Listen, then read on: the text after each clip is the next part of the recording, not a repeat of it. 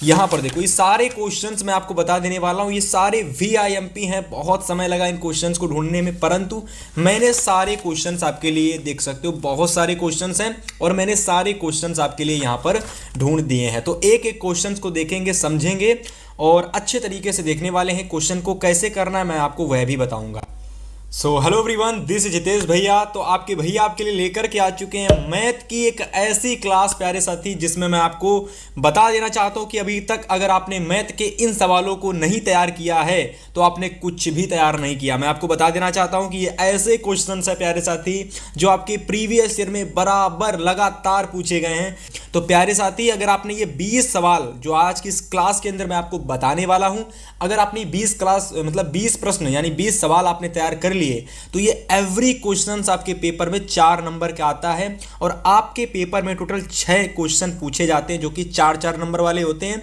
तो आपने अगर क्लास पूरी देख ली तो आपके 24 मार्क्स प्यारे साथी पूरे पक्के होने वाले हैं इसी क्लास के अंदर। और ऐसे क्वेश्चंस आपको पता चलने वाले हैं जो कि आपके 27 फरवरी गणित के पेपर में आने वाले हैं। प्यारे साथियों, सबसे पहले हम लोग यहां पर देखेंगे अपना पहला क्वेश्चन, जो कि आप लोग देख सकते हो कि बोर्ड एग्जाम 2020, 21, 22, 23, 24, 25 लगभग हर साल ये क्वेश्चंस बोर्ड एग्जाम में आता है। और मैं बता देना चाहता हूं कि ये क्वेश्चंस अगर आप तैयार कर लेते हो ना, गारंटी दे रहा हूं, अगर आपने गणित में कुछ भी नहीं पढ़ा तो आप पास हो जाओगे केवल इस क्लास को देख करके, ठीक है। लेकिन अगर आप चाहते हो ना मैं बोर्ड एग्जाम में 90+ लाऊं, 95+ लाऊं, तो मेरे प्यारे साथी आप चैनल को सब्सक्राइब कर लेना। गारंटी दिला रहा हूं, बोर्ड एग्जाम से पहले मैं आपको ऐसी ऐसी क्लास प्रोवाइड करके दे दूंगा कि आप अगर उन क्लासेस को देख लेते हो और चीजों को तैयार कर लेते हो तो आप इजीली 90+ ले आओगे। सबसे पहला प्रश्न तैयार कर लेना, सिद्ध कीजिए कि √3 एक अपरिमेय संख्या है। देखो ये क्वेश्चन ना बताने की बात ही नहीं है कि क्वेश्चन आपके लिए कितना इंपॉर्टेंट है। हर साल आता है पेपर में, किसी भी ईयर का पेपर उठाकर देख लेना। इसके बाद अगर मैं दूसरे क्वेश्चन की बात करता हूं तो देखिए, जस्ट इसी से रिलेटेड एक क्वेश्चन आता है। मतलब मैं ये कह सकता हूँ ये इसी का बेटा होता है। मतलब ये तो कह सकते हो कि एक बहुत बड़ा थोड़ा सा टॉपिक, मतलब ये थोड़ा सा लेंदी क्वेश्चन होता है। √3 एक अपरिमेय संख्या है, लेकिन इसी से मिलता जुलता इसका छोटा रूप होता है कि 3√2 एक अपरिमेय संख्या है। बताइए 3 + √2 एक अपरिमेय संख्या है। बताइए कि 3 - √2 एक अपरिमेय संख्या है। तो मतलब इस तरीके से क्वेश्चन आता है पेपर में। मैंने यहाँ पर वह प्रश्न लिया जो अभी बोर्ड एग्जाम 2018, 20, 23 और 25 में पूछा गया है कि 3√2 एक अपरिमेय संख्या है। इसको प्यारे साथी सिद्ध कीजिएगा। तो इस प्रश्न को ना बोर्ड एग्जाम से पहले आप लोग बहुत अच्छे से रट के जाएंगे ताकि ये क्वेश्चंस आपसे मिस ना हो। इसके बाद देखिए दूसरा प्रश्न हमारा है कि 2 अंकों की एक संख्या के अंकों का योग 9 है। कह रहा है कि संख्या के अंकों को परस्पर बदलने से प्राप्त संख्या दी गई संख्या से 27 अधिक हो जाती है। कह रहा है कि संख्या ज्ञात कीजिए। प्यारे साथी, संख्या वाले क्वेश्चंस आप लोग देख लेना। हमारा जो चैप्टर नंबर पहला है द्विघात समीकरण, 2 चर वाले रैखिक, जो हमारा तीसरा चैप्टर है मैं आपको बता देना चाहता हूँ, जो हमारा चैप्टर नंबर तीसरा है, ठीक है। और जो हमारा चैप्टर नंबर 4 है, तीसरा चैप्टर हमारा है 2 चर वाले रैखिक समीकरण, ठीक है, 2 चर वाले रैखिक समीकरण। और चैप्टर नंबर 4 हमारा है प्यारे साथी द्विघात समीकरण, ठीक है। तो यहां से इन दोनों चैप्टर से आपके क्वेश्चंस जो आते हैं प्यारे साथी, बहुत अच्छे अच्छे क्वेश्चंस आते हैं और हर साल ये दोनों चैप्टर आपको बहुत अच्छे नंबर देके जाते हैं, ठीक है। तो उन्हीं दोनों चैप्टर में से क्वेश्चन हमारा ये है और इसको जल्दी से नोट कर लेना। ये 2 चर वाले रैखिक समीकरण का बेहद खास और बेहद इंपॉर्टेंट प्रश्न है। चौथा नंबर क्वेश्चन है कि एक भिन्न एक हो जाती है। एक भिन्न प्यारे साथी एक हो जाती है ना, एक भिन्न एक हो जाती है जब उसके अंश में एक जोड़ दिया जाता है। 1 मिनट, थोड़ा सा मिस्टेक हो गई। एक भिन्न 1/3, यहाँ पर 1/3 है, तो एक भिन्न 1/3 हो जाती है जब उसके अंश में एक जोड़ दिया जाता है। फिर कह रहा है कि वह भिन्न ज्ञात कीजिए। वह भिन्न आपको ज्ञात करनी है ना। इसके बाद अगर मैं अपने दूसरे प्रश्न की बात करता हूं तो दूसरा प्रश्न हम लोगों का है कि 2 संख्याओं के वर्गों का अंतर 180 है ना। 2 संख्याएं हैं जिनके वर्गों का अंतर 180 है। मान लेते पहली संख्या हमारी a है, दूसरी संख्या हमारी b है। तो दोनों संख्याओं के वर्गों का अंतर 180 है। इनका वर्ग कर दोगे और इनका जो अंतर आ रहा है ना वह 180 है। मतलब इन दोनों को माइनस करने पर 180 आ रहा है, ठीक है। कह रहा है छोटी संख्या का वर्ग बड़ी संख्या का 8 गुना है, दोनों संख्याएं ज्ञात कीजिए। प्यारे साथी जल्दी से स्क्रीनशॉट ले लेना और इस क्वेश्चंस को ना बोर्ड एग्जाम से पहले किसी ना किसी तरीके से अपने कोचिंग वाले टीचर से, और मैं आपको बता देता हूं कि क्वेश्चंस आपको तैयार कैसे करने। देखो अभी के समय में ना गूगल ने बहुत अच्छे ऑप्शन दे दिए हैं। गूगल क्या करता है कि अगर आप गूगल लेंस में जा करके, ठीक है, गूगल लेंस में जा करके किसी भी क्वेश्चंस की अगर आप फोटो सर्च मारते हो ना, तो आप लोगों को गूगल क्या करता है, उस क्वेश्चंस का सॉल्यूशन सीधा प्रोवाइड करा देता है। मतलब एआई इतना फास्ट हो गया है कि आप लोगों ने जो क्वेश्चन बनाया, अपने मन से भी क्वेश्चन अगर आप कोई बना करके गूगल के लेंस वाले एआई ऑप्शन से पूछते हो ना, तो अगर वो एक प्रश्न सत्य है तो उसका आंसर आपको जरूर मिलेगा और विधिवत अच्छी तरीके से सॉल्व होते हुए मिलेगा। तो इस टाइम ना गूगल ने बहुत अच्छा ऑप्शन ला दिया है जहाँ से स्टडी बहुत आसान हो गई। मैं ये कहना चाहता हूँ स्टडी बहुत आसान हो गई है। तो प्यारे साथी आपको प्रश्नों को स्क्रीनशॉट लेना है और जिस भी क्वेश्चंस का आप लोगों को सॉल्यूशन चाहिए, गूगल लेंस में जाना, गूगल लेंस में खोलना और गूगल लेंस में सर्च करना और आपको सॉल्यूशन मिल जाएगा, है ना। उम्मीद है कि आपको चीज़ें समझ में आई होंगी।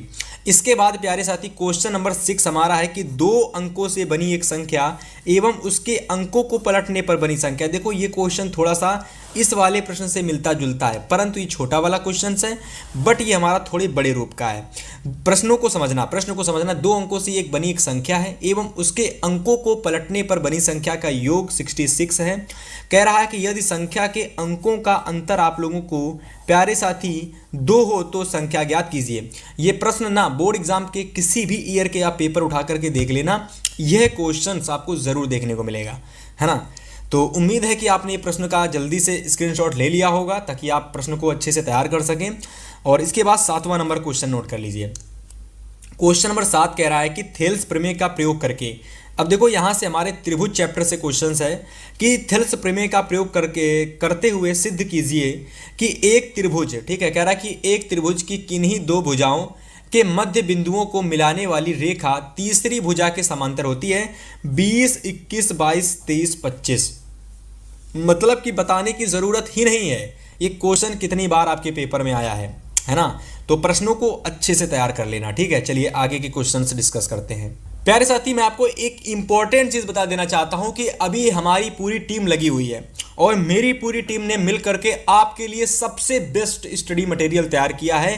पूरे YouTube पर मैं देख रहा हूं कि बहुत सारे YouTube चैनल वाले क्या करते हैं भाई साहब, स्टूडेंट्स को अपने मतलब कि अपने बहकावे में कुछ भी चीज़ें सेल कर रहे हैं। वो लोग कोर्स में 600 का कोर्स सेल कर रहे हैं, कोई 500 का सेल कर रहा है, कोई 2000 का कोर्स सेल कर रहा है, कोई मैं कह सकता हूँ 1000 का कोर्स सेल कर रहा है।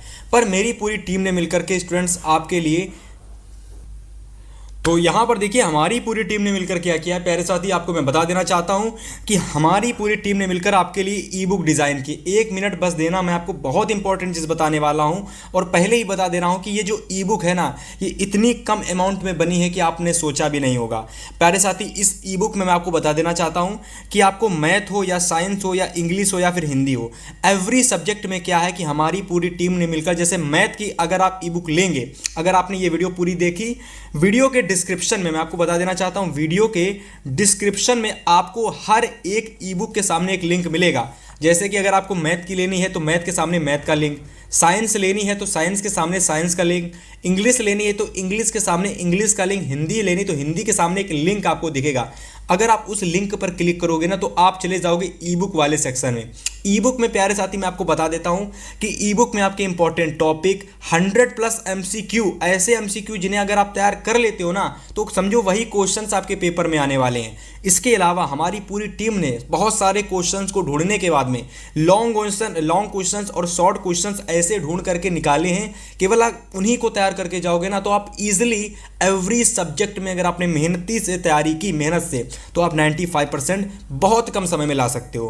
प्राइस कितना रहने वाला है भैया? प्राइस बहुत मिनिमम है यार, मैं बता देता हूं, इतना मिनिमम है कि आपने सोचा भी नहीं होगा। प्राइस है मात्र 15 रुपए, मतलब 15 रुपए पे करके आप लोग प्यारे साथी एक ई बुक को ले सकते हो। और मैं बिल्कुल नहीं चाहता हूं कि आप सभी लोग लो, लेकिन जिसको लगता है कि बहुत मिनिमम है, मैं इधर उधर जाता हूं, वहां पर मैं यूं ही पैसे खर्चा कर देता हूं 5 या 10 रुपए, तो यार 15 रुपए मिला करके यहाँ पर मैं क्यों ना सोचूं, कुछ समझना ही नहीं है, बस परचेज कर लेता हूँ। मैं गारंटी दे रहा हूँ एक बार लेने के बाद में आप बार बार नाम लोगे कि हितेश भैया आपने क्या चीज़ दे दी इतनी कम अमाउंट में।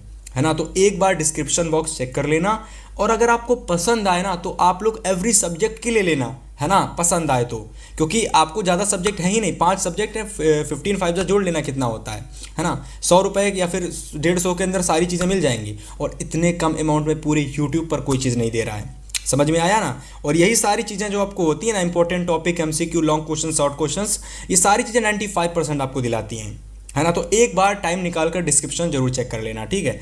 फिलहाल अगर मैं बात करता हूं अपने 8वें क्वेश्चंस की, तो इस क्वेश्चंस को देखो भैया, ये क्वेश्चन देखो कितनी बार बोर्ड एग्जाम में आया हुआ है। त्रिभुज से लिया गया क्वेश्चन है कि एक त्रिभुज ABC की भुजा BC पर एक बिंदु D इस प्रकार स्थित है कि कोण ADC बराबर में कोण BAC है। हमसे क्वेश्चन कह रहा है कि दर्शाना है कि CA का स्क्वायर, यानी CA का स्क्वायर जो कि है बराबर में CB डॉट CD। तो ये प्रश्न देखो बोर्ड एग्जाम के लिए बहुत इंपॉर्टेंट है ना। जल्दी से स्क्रीनशॉट ले लो और अच्छे से एकदम तैयार कर लेना, ठीक है। चलो भाई, इसके बाद क्वेश्चन नंबर 9 तैयार करो कि चित्र में यहाँ पर देखो, यहाँ चित्र ABCD दे रखा है ना, ABCD, ठीक है। यहाँ पर हमारा फिगर ABCD दे रखा है, जहाँ पर अगर मैं बात करता हूँ तो यहाँ पर हमारी एक रेखा बीच में है AB, जो कि AD और AC को बीच में समद्विभाजित करती है, यानी समान दो भागों में बांट रही है, EF, ठीक है। तो यहाँ पर हमसे क्या कह रहा है कि ABCD एक समलंब है। ये ABCD प्यारे साथी आपका एक समलंब है, जिसमें AB DC के समांतर है। ये AB जो है ये DC के समांतर है। कह रहा है कि असमांतर भुजाएं AD और BC, अगर मैं AD और BC की बात करता हूं तो ये दोनों असमांतर हैं, यानी ये समांतर नहीं है। फिर कह रहा है कि क्रमशः बिंदु E और F इस प्रकार के समांतर हैं, E और F के समांतर हैं। कह रहा है कि E और F इस प्रकार है, सॉरी समांतर नहीं है, कह रहा है E और F इस प्रकार स्थित हैं कि EF जो है वह भुजा AB के समांतर है। मतलब ये EF भुजा प्यारी साथी, ये जो EF भुजा है ये AB के समांतर है, और अगर ये EF भुजा AB के समांतर है तो ये EF हमारी CD के भी समांतर होगी। इस बात को याद कर लेना, क्योंकि अगर दो भुजाएं आपस में समांतर हैं, अगर तीसरी भुजा दूसरे के समांतर है तो ये वाली इसके भी समांतर हो जाएगी। मतलब ये तीनों की तीनों भुजाएं आपस में समांतर हैं। और ऐसी कंडीशन में हमसे क्वेश्चंस कह रहा है कि हमको दर्शाना है कि AE बटे में AD, यानी AE है ना, ये AE बटे में AD हमको प्रूव करना है। तो हम लोगों ने थेल्स थ्योरम पढ़ी है, थेल्स प्रमेय। उस थेल्स प्रमेय से मैं यहाँ पर लिख देता हूँ, हम लोगों ने थेल्स प्रमेय पढ़ी है। जिसने नहीं पढ़ी तो थेल्स प्रमेय पढ़ लेना, बहुत इंपॉर्टेंट है। तो थेल्स प्रमेय से मैं इस क्वेश्चंस को सिद्ध कर सकता हूँ, इस वाले कथन को मैं सिद्ध कर सकता हूँ, मैं प्रूफ कर सकता हूँ। किससे? थेल्स थ्योरम से। तो इसको जल्दी से स्क्रीनशॉट ले लो। 18, 19, 20, 21, 22, 23, 25 में क्वेश्चंस आपके बोर्ड में आया है। चलो भाई, अगला प्रश्न तैयार करो, क्वेश्चन नंबर 10। क्वेश्चन नंबर 10 है कि ये भी देखिए हमारा त्रिभुज से लिया गया महत्वपूर्ण प्रश्न है। 20, 21, 22, 23, 25 में क्वेश्चन हमारा पूछा गया प्रश्न है कि हमको यहाँ पर चित्र में DE और AC आपस में समांतर दिखाई गई हैं। मतलब अगर मैं DE की बात करता हूँ तो यहाँ पर देखिए एक DE हमारी ये है और हमारी AC ये है। तो ये दोनों आपस में कैसी हैं? समांतर हैं। मतलब ये और ये आपस में समांतर हैं, मतलब एक दूसरे के पैरेलल हैं, ठीक है। तो कह रहा है कि, और देखिए दूसरी चीज़ भी दे रखी है, DF और EE। अगर मैं DF की बात करता हूं और अगर मैं AE की बात करता हूं तो ये दोनों आपस में समांतर हैं और ये दोनों आपस में समांतर हैं। हमको प्रूफ करना है प्यारे साथी, हमको सिद्ध करना है कि BF बटे में FE बराबर में होता है प्यारे साथी BF बराबर में EC के। तो ये चीज़ हमको प्रूफ करनी है। जल्दी से इसका स्क्रीनशॉट ले लो और इसके बाद में अगला प्रश्न समझो। अगला प्रश्न है कि उस बिंदु के निर्देशांक ज्ञात कीजिए। यहाँ पर हमारा देखिए निर्देशांक ज्यामिति से क्वेश्चंस पूछा गया है। और अगर मैं क्वेश्चंस की बात करता हूँ तो प्रश्न बहुत इंपॉर्टेंट है। 20, 22, 23, 24, 25 में प्रश्न पूछा गया है। कह रहा कि उस बिंदु के निर्देशांक ज्ञात कीजिए जो बिंदुओं, ये वाला एक बिंदु हमारा दे रखा है -1,7 और दूसरा बिंदु दे रखा है 4, -3।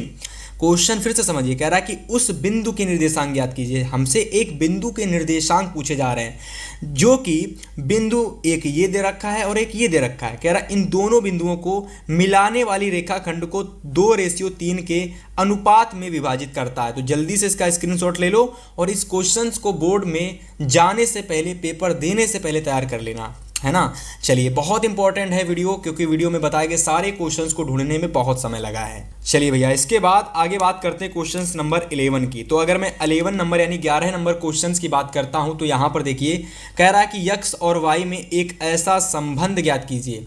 प्रश्न कह रहा है कि x और y में एक ऐसा संबंध ज्ञात कीजिए कि बिंदु आपको x y, बिंदु आपको 3,6 और बिंदु आपको -3,4 से समदूरस्थ है। मतलब मैं आपको फिर से बता देना चाहता हूं कि वहां पर हमें क्या करना है कि एक हमारे पास कोई बिंदु है x y, ये जो हमारा x y बिंदु है, ये बिंदु 3,6 और -3,4 से समदूरस्थ है। ठीक है, मतलब समान दूरी पर है।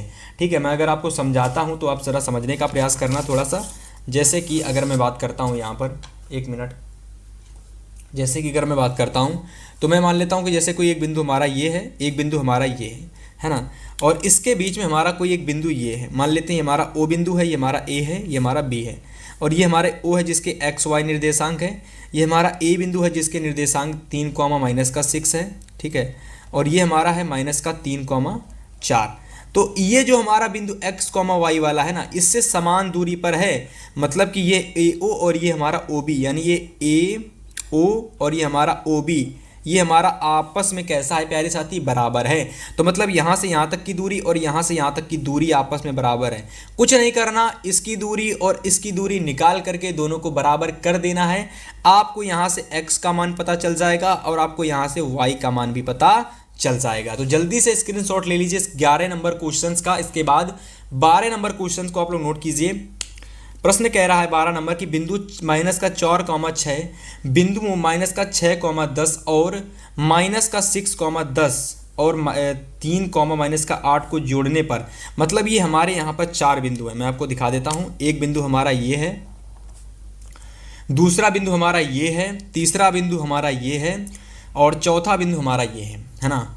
तो इस वाले बिंदु को और इस वाले बिंदु को और इस वाले बिंदु को और इस वाले बिंदु को, इन चारों बिंदुओं को जोड़ने पर, है ना, जोड़ने पर कह रहा है कि जोड़ने वाले रेखाखंड को किस अनुपात में विभाजित करता है ना। एक मिनट, बिंदु हमारे पास यहाँ पर एक ये है, हमारे पास एक ये बिंदु है जो कि 3 बिंदु, एक ये वाला बिंदु और एक ये वाला बिंदु और एक ये वाला बिंदु। ठीक है, एक मिनट, यहाँ पर डबल बार लिख गया, इसको हटा लो, इस चीज़ को हटा लो, एक बार माइनस कर लो। ठीक है, मतलब एक बार हटा लेना है ना। 2 बिंदु हमारे पास, एक बिंदु हमारे पास ये है प्यारे साथी, मान लो ये हमारा O है, ये हमारा A है, ये हमारा B है। तो ये जो हमारा O बिंदु है -4,6 वाला, ये इस वाले A से और ये इस वाले B से समान दूरी पर है, मतलब ये बीच में है। तो हमें AO और OB की दूरी आपस में, यानी AO दूरी और OB दूरी आपस में बराबर है। तो कुछ नहीं करना, यहाँ पर हमको अनुपात ज्ञात करना है। ठीक है, किस अनुपात में विभाजित करता है। तो जल्दी से स्क्रीनशॉट ले लो इस वाले क्वेश्चंस का भी। इसके बाद 13 नंबर क्वेश्चंस को आप नोट कीजिए। क्वेश्चन नंबर 13 कह रहा है कि बिंदु, एक हमारे बिंदु यहाँ पर भी है, A बिंदु है और हमारा B बिंदु है, को जोड़ने वाले रेखाखंड AB को 4 बराबर भागों में विभाजित करने वाले बिंदुओं के निर्देशांक ज्ञात कीजिए। इसको जल्दी से नोट कर लो। हालांकि इसको क्वेश्चंस को समझाने की ज़रूरत नहीं है। अगर आप एक बार प्रश्नों को स्क्रीनशॉट ले करके अगर आप क्वेश्चंस को कहीं से तैयार करते हैं, यूट्यूब से या फिर कहीं से भी, हालांकि अगर मैं बता दूंगा तो आपके लिए और ज़्यादा आसानी रहेगी चीज़ों को समझने में। तो चलो मैं आपको एक बार बता ही देता हूँ। देखो, यहाँ पर मान लेते हैं, यहाँ पर हमारा ये A बिंदु है, ठीक है, और ये हमारा बिंदु B है। ठीक है, तो यहाँ पर देखो ये A बिंदु है, ये हमारा B बिंदु है। A बिंदु के निर्देशांक -2,2 हैं, B बिंदु के निर्देशांक 2,8 दे रखे हैं। ठीक है, कह रहा है कि इन दोनों को जोड़ने वाले रेखाखंड, मान लो एक ये रेखाखंड है और एक ये रेखाखंड है। ठीक है, इन दो, मतलब इस पूरे रेखाखंड को 2 और बीच में बिंदु आ रहे हैं। देखो, कह रहा है कि बिंदु A और B को जोड़ने वाले रेखाखंड AB को 4 बराबर भागों में विभाजित करने वाले बिंदुओं के निर्देशांक ज्ञात कीजिए। जब ये 4 भागों में कब बटेगा, जब यहाँ पर प्यारे साथी आपके 3 बिंदु और आए जाएंगे। ठीक है, 4 भागों में विभाजित करने वाले बिंदुओं के निर्देशांक ज्ञात कीजिए, है ना।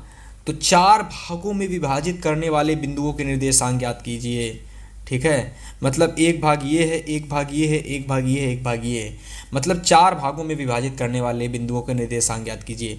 मतलब यहाँ पर ये बिंदु और ये बिंदु हमें ज्ञात करने हैं। जल्दी से स्क्रीनशॉट ले लो और क्वेश्चंस को जरूर तैयार कर लेना। बहुत बार इंपॉर्टेंट क्वेश्चन है, 21, हालांकि 2-3 बार ही आया है, पर हमें तैयार करना है क्योंकि ये 2025 के पेपर में ये क्वेश्चंस पूछा गया है। ठीक है, चलिए इसके बाद प्रश्न नंबर 14 को देखिए। क्वेश्चन नंबर 14 कह रहा है कि एक 60 मीटर ऊंचे भवन के शीर्ष से देखने पर एक मीनार के शीर्ष तथा पाद के अवनमन कोण क्रमशः 30 डिग्री और 60 डिग्री हैं, तो मीनार की ऊंचाई ज्ञात कीजिए। स्टूडेंट्स, इस क्वेश्चन को आप बोर्ड एग्जाम से पहले बेहद अच्छे तरीके से तैयार करके जाएंगे, क्योंकि ये हमारे ऊंचाई एवं दूरी मतलब कि त्रिकोणमिति के अनुप्रयोग से क्वेश्चन है और 4 नंबर देके जाएगा ये वाला क्वेश्चन आपको। देखो 18, 20, 22, 24 और 25 में प्रश्न हमारा पूछा गया है। ठीक है, अगला प्रश्न 15 नंबर क्वेश्चन है कि भूमि पर स्थित, कह रहा कि भूमि पर स्थित यक्ष से ऊर्ध्वाधर टावर PQ के शीर्ष Q का उन्नयन कोण 60 डिग्री है, तो हमको बिंदु X से 40 मीटर ऊंचाई पर स्थित Y से Q का उन्नयन कोण 45 डिग्री है, तो टावर PQ की ऊंचाई तथा दूरी PX ज्ञात कीजिए, है ना। तो जल्दी से इसको तैयार कर लीजिए। इसके बाद प्रश्न नंबर 16 कह रहा है कि एक 80 मीटर चौड़ी सड़क, है ना। प्रश्न को देखिए जरा। तो 16 नंबर क्वेश्चन है कि एक 80 मीटर चौड़ी सड़क के दोनों ओर आमने सामने समान लंबाई वाले 2 खंभे लगे हुए हैं। इन दोनों खंभों के बीच सड़क के एक बिंदु से खंभों के शिखर के उन्नयन कोण क्रमशः 60 डिग्री और 30 डिग्री हैं। खंभों की ऊंचाई और खंभों से बिंदु की दूरी ज्ञात कीजिए। ठीक है, तो जल्दी से इस वाले क्वेश्चंस को भी तैयार कर लो और इसके बाद बचे हुए 4 क्वेश्चंस को मैं और आपको बताता हूं। चलिए इसके बाद प्रश्न नंबर 17 को देखिए। कह रहा है कि केंद्र O वाले, है ना, केंद्र O वाले वृत्त पर बाह्य बिंदु T से 2 स्पर्श रेखाएं TP और TQ खींची गई हैं। सिद्ध कीजिए कि यहां पर कोण PTQ बराबर है कोण OPQ के, है ना। कोण PTQ 2 कोण OPQ के बराबर में, जब हम 2 कोण ले लेंगे OPQ जैसे, तब जाकर के PTQ के बराबर में हमारा OPQ आएगा। तो मतलब इस वाले कथन को मुझे प्रूफ करना है। क्वेश्चंस को आप एक बार अच्छे से नोट कर लेंगे और स्क्रीनशॉट के साथ प्रश्नों को तैयार कर लेंगे। ठीक है, इसके बाद देखो यहाँ से हमारे मेंसुरेशन यानी कि अगर मैं बात करता हूँ ऊंचाई, पृष्ठीय क्षेत्रफल और आयतन वाले चैप्टर से क्वेश्चंस है। तो पहला है कि दवा का एक कैप्सूल एक बेलन के आकार का है। कह रहा है कि जिसके दोनों सिरों पर 2 अर्धगोले लगे हुए हैं।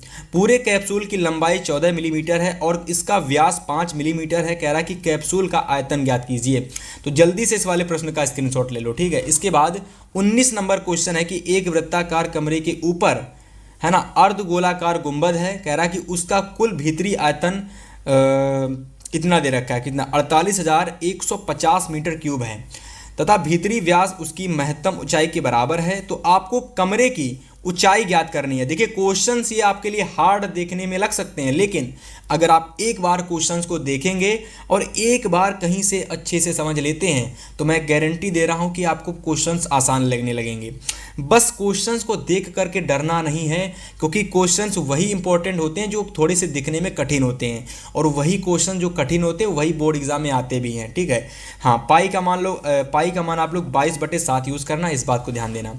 फिर अंतिम 20वां नंबर सवाल हमारा है कि 2 घनों जिनमें से प्रत्येक का आयतन आपको 64 सेंटीमीटर क्यूब दे रखा है। कह रहा कि के संलग्न फलकों को मिलाकर के एक ठोस बनाया जाता है। कह रहा कि इससे प्राप्त घनाभ का पृष्ठीय क्षेत्रफल ज्ञात कीजिए। 24 और 25 में ये क्वेश्चंस आपके पेपर में आया है मेरे प्यारे साथी। तो उम्मीद है कि आप लोगों ने इस क्वेश्चंस को बड़े अच्छे से, कह सकता हूँ सारे क्वेश्चंस का अच्छे से स्क्रीनशॉट लिया होगा। और मैं आपको फिर से बता देना चाहता हूँ कि एक बार आप लोग डिस्क्रिप्शन बॉक्स जरूर चेक करके देखना। ठीक है, मैंने जो भी चीज़ें मैं यहाँ पर अपनी टीम से मिलकर तैयार की हैं, ई बुक वगैरह जो भी चीज़ें हैं, एक बार अगर आप समय दे करके सोचेंगे ना कि 15 रुपये तो हैं, अरे यार मतलब इधर उधर जाते हैं यहाँ वहाँ पर, और इस तरीके से मैं खा पी करके यूँ ही निकाल देता हूँ, तो आप लोग एक बार सोचेंगे। तो अगर एक बार परचेज कर लेते हैं ना, तो मैं आपसे गारंटी दे रहा हूँ कि आप लोग लेने के बाद ये नहीं कहो कि भैया मुझे रिग्रेट हो रहा है ना। गारंटी दे रहा हूँ, पूरी टीम ने मिलकर मेहनत की है सिर्फ आपके लिए, ताकि आप लोग बेहतर नॉलेज आप तक पहुँचाया जा सके। फिलहाल इस वीडियो में सारे बताए गए क्वेश्चंस आप लोग तैयार कर लेना। मेरी बहुत मेहनत लगी इन क्वेश्चंस को तैयार करने में, है ना। और इस क्लास को मैं इतना ही रखना चाहूँगा, क्योंकि इस क्लास में इतना ही मैंने मटेरियल तैयार किया था।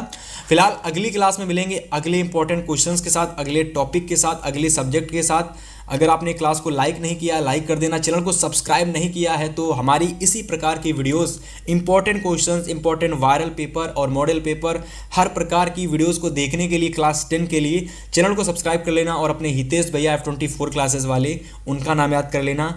तो चलिए मिलेंगे आपसे हम एक और इम्पॉर्टेंट सेशन के साथ, तब तक के लिए गुड बाय, गुड लक।